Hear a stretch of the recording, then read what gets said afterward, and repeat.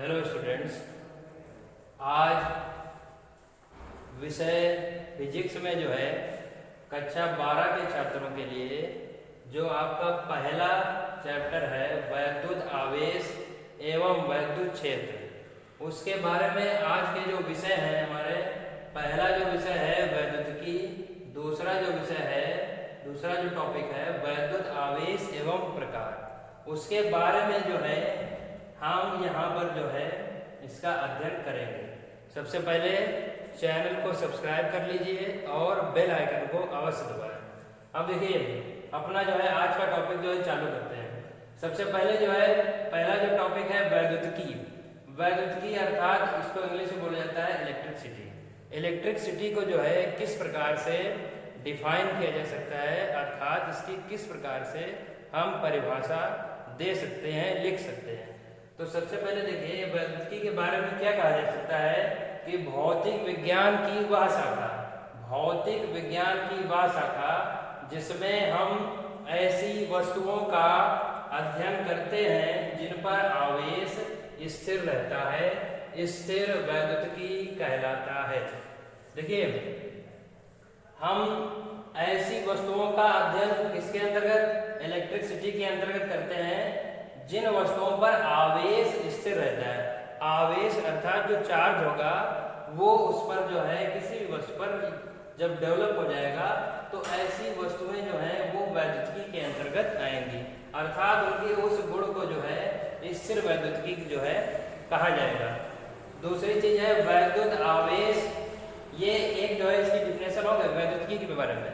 अब देखिए दूसरा जो टॉपिक हमने लिया है वैद्युत आवेश एवं उनके प्रकार। तो देखिए वैद्युत आवेश के बारे में हम क्या कह सकते हैं। वैद्युत आवेश के बारे में ये कह सकते हैं कि वैद्युत आवेश द्रव का वह गुण है जिसके कारण वह वैद्युत तथा चुंबकीय प्रभाव उत्पन्न करता है तथा उसका अनुभव करता है। देखिए वैद्युत आवेश के बारे में क्या कहा जा रहा है, वैद्युत आवेश द्रव्य अर्थात जो है मैटर जो होगा उसका वह गुण है जिसके कारण वह वैद्युत तथा चुंबकीय प्रभाव उत्पन्न करता है तथा उसका अनुभव करता है, उसके इस गुण को ही वैद्युत आवेश कहते हैं।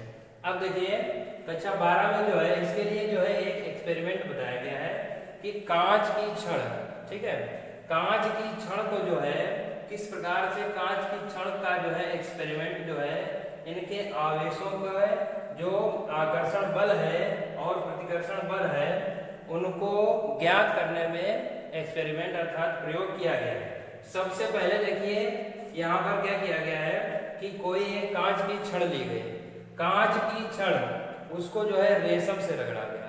किससे? रेशम से रगड़ा गया। अब देखिए रेशम से रगड़ने के पश्चात क्या होगा, जो कांच की छड़ होगी उस पर कोई ना कोई चार्ज डेवलप हो जाएगा।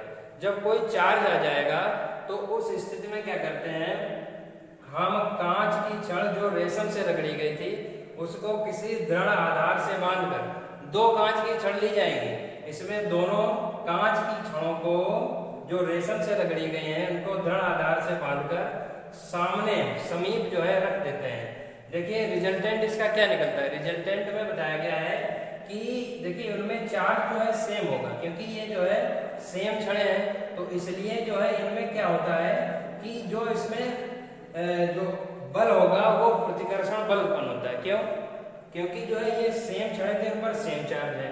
इसी प्रकार देखिए अभी रिजल्टेंट इसका क्या निकलेगा, ये तीनों जो फिगर है इसको समझने के बाद अभी बता रहे हैं। इसके बाद क्या होगा, एक कांच की छड़ ली गई, एबोनॉइड की छड़, और उसको जो है बिल्ली की खाल से रगड़ा गया। बिल्ली की खाल से रगड़ने पर क्या होगा कि जो कांच की छड़ होगी उस पे जो है नेगेटिव चार्ज हो जाता है, ठीक।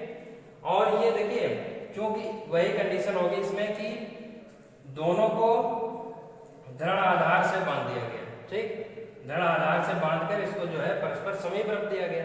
अब उस कंडीशन में क्या होगा कि इनमें भी जो है सेम चार्ज होगा, इसमें भी नेगेटिव है, इसमें भी नेगेटिव है, तो इसमें क्या होता है, इसमें भी रिपल्सन फोर्स होता है अर्थात प्रतिकर्षण बल इसमें भी लगेगा, ठीक है।